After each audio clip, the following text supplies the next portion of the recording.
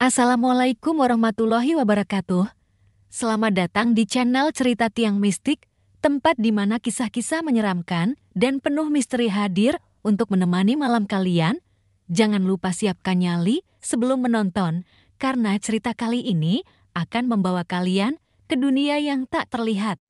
Langsung saja kita mulai ceritanya. Di sebuah desa yang tenang di pinggiran kota, terdapat jalan lurus yang dikenal sebagai Jalan Seribu Nyawa. Jalan itu tampak biasa saja pada siang hari, tapi berubah menjadi jalur kutukan saat malam tiba.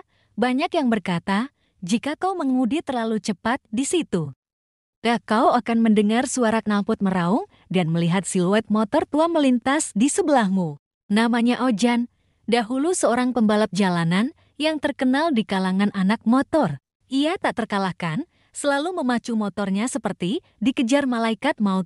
Ia bangga dengan julukannya, Raja Malam Tanpa Rem. Namun, sifat arogan dan kecepatan gilanya suatu malam membawanya pada akhir yang tragis. Malam itu, Ojan menantang seseorang dalam balapan ilegal. Lawannya bukan sembarang orang, tetapi seorang pendatang misterius yang mengenakan helm hitam pekat tanpa logo. Balapan dimulai di Jalan Seribu Nyawa dan semua penonton bersorak, termasuk pacar Ojan yang duduk di boncengan motor lain. Ojan melesat seperti setan, mendahului angin malam. Tapi saat tiba di tikungan tajam, sesuatu aneh terjadi. Motor Ojan kehilangan kendali dan tubuhnya terpental ke udara. Dentuman keras terdengar. Orang-orang berlari menghampiri, namun tubuh Ojan sudah tak bernyawa. Matanya terbuka lebar, seolah melihat sesuatu yang mengerikan sebelum meninggal. Sejak malam itu, suara motor tua sering terdengar di jalan tersebut. Warga mulai menghindari keluar malam, apalagi yang membawa motor. Banyak pengendara yang mengaku melihat motor dengan nomor plat UJ4N melintas tanpa pengendara. Salah satu korban adalah Adi, remaja SMA yang suka ugal-ugalan. Suatu malam, ia mencoba memecahkan rekor kecepatan di jalan itu sambil live di media sosial. Saat kecepatan motornya mencapai 140 km per jam, suara raungan lain terdengar di belakangnya, lebih bising, lebih liar. Adi menoleh ke kaca spion dan melihat sosok motor berasap dengan pembalap berjaket kulit hitam dan helm retak. Mata merah menyala di balik helmnya. Panik, Adi mempercepat laju, tapi motor misterius itu makin dekat hingga tiba-tiba semuanya gelap. Adi ditemukan keesokan harinya tak sadarkan diri di pinggir jalan. Motornya hancur, tapi tubuhnya utuh. Saat sadar, ia hanya berkata, "Dia menantangku, Ojan ingin balapan selamanya." Cerita tentang Ojan makin menyebar. Para pembalap liar yang nekat menantang malam, satu persatu menghilang atau kembali dengan trauma berat. Ada yang kehilangan ingatan, ada yang motornya meledak tiba-tiba. Ada juga yang tak pernah ditemukan kembali. Beberapa paranormal mencoba membersihkan jalan itu. Mereka mengadakan ritual, membakar dupa, menabur bunga 7 rupa.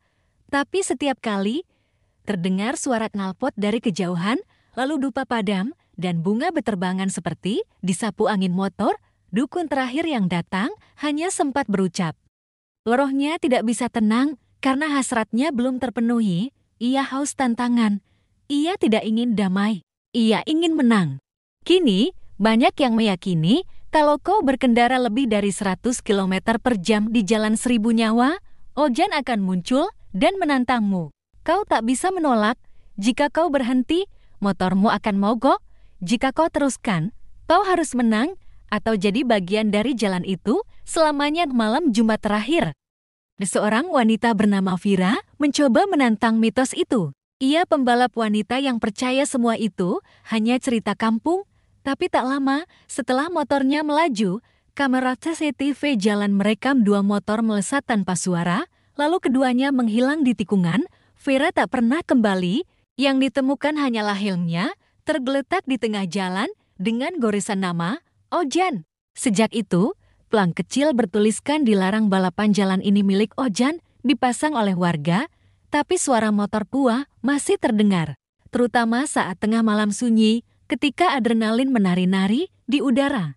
Dan jika suatu saat kau sedang berkendara dan merasa ada yang membuntuti dari belakang, Jangan tolehkan kepala, jika kau melihatnya itu tandanya, kau adalah lawan berikutnya. Itulah kisah menyeramkan tentang hantu pembalap Ojan.